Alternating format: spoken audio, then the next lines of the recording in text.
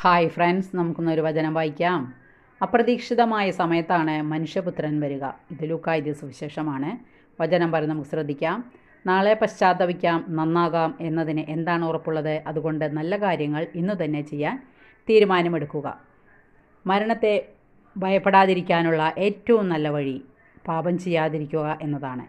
മരണത്തെ അല്ല ഭയപ്പെടേണ്ടത്, പാപം ചെയ്ത് ദൈവത്തിൽ നിന്നും അകന്നു പോകുന്നതിനെയാണ്. സുഖമുള്ളപ്പോഴും ആരോഗ്യമുള്ളപ്പോഴും വളരെയേറെ ജോലികൾ ചെയ്യാൻ നിനക്ക് കഴിയും. അതിനാൽ ഓരോ ദിവസവും ശ്രദ്ധാപൂർവം ജീവിക്കുക.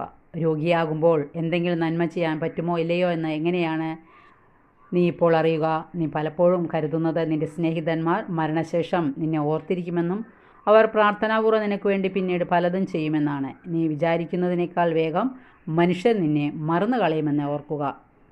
നമ്മുടെ ജീവിതത്തെ ഇപ്പോൾ തന്നെ ക്രമപ്പെടുത്തുക. Okay, thank you, by.